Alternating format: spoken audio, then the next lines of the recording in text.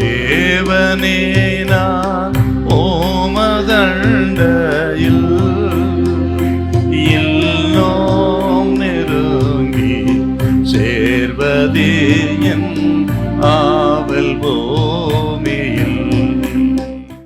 யாத்திராகமம் 9ஆம் அதிகாரம் 16வது வசனம்.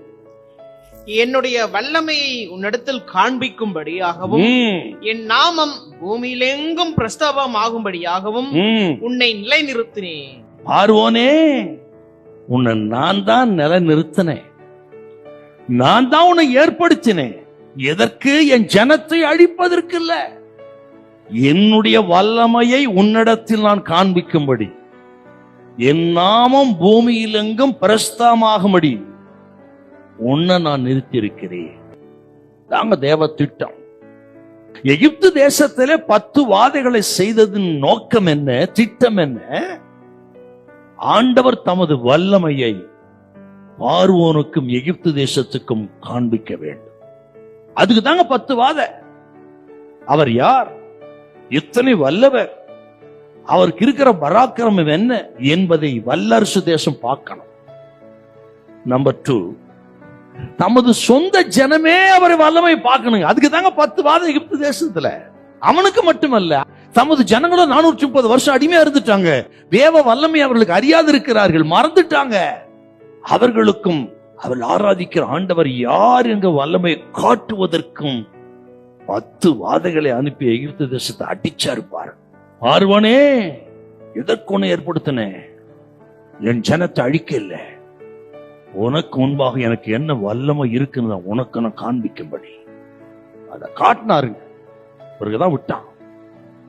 அப்படி தமது ஜனத்தை விடக்கூடாது என்று இருதயத்தை கடினப்படுத்தி பல உபாய தந்திரங்களை செய்தான் பார்வோன் மன்னன். அவன் தான் இப்பொழுது கடற்கையில மடிந்து கிடக்கிறான். இந்த மடிந்து கிடக்கிறான் என்பது ஏதோ ஒரு மனுஷனுடைய கையால் இவன் பழிவாங்கப்பட்டு செத்து கிடக்கல கடற்கரையில, கவனிக்கணுங்க. அல்லது ஒரு விபத்தினாலும் அல்ல, அல்லது தற்செயலாகவும் அல்ல. தேவாதி தேவன் கையாலே இவன் தூக்கி வீசப்பட்டான். என்ன அர்த்தம்னா, ஆண்டவருடைய வல்லமைக்கு அடையாளம் இவனுடைய மரணம். ஆண்டவருக்கு வல்லமை நீங்க உணர்ந்துடணும். இன்னைக்கு தேவ ஜனத்தை அழிக்க வேண்டும் என்று, மறுபடியும் அடிமைப்படுத்த வேண்டும் என்று பார்வோன் ஒரு திட்டம் வைத்திருப்பான் என்றால், ஆண்டவருக்கும் ஒரு பெரிய திட்டம் இருக்கிறது. தமது ஜனத்தை பாதுகாப்பதற்கும் தமது ஜனத்தை கொண்டு போய் சேர்ப்பதற்கும் அவருக்கு ஒரு திட்டம் இருக்கிறது. ஆண்டவர் திட்டம் தான் நிறைவேறும், அவர் திட்டம் தான் கடைசி. கர்த்தர் சொல்றார், நீ உங்களை குறித்து தேவனுக்கு ஒரு திட்டம் இருக்கு சிஸ்டர். உங்கள் பிள்ளைகளை குறித்து பிரதர், உங்க குடும்பத்தை குறித்து தேவனுக்கு ஒரு பெரிய திட்டம் இருக்கிறது. அந்த திட்டத்துக்கு எடுக்க சாத்தான் பல தந்திரங்களை, உபாயங்களை பண்ணலாம். ஆனால் I can challenge you brother sister, சாத்தான் திட்டம் ஒரு நாள் நிறைவேறாது. தேவ திட்டமே நிறைவேறும். உன் பிள்ளைகளை கர்த்தர் வல்லமையா பயன்படுத்துவார்.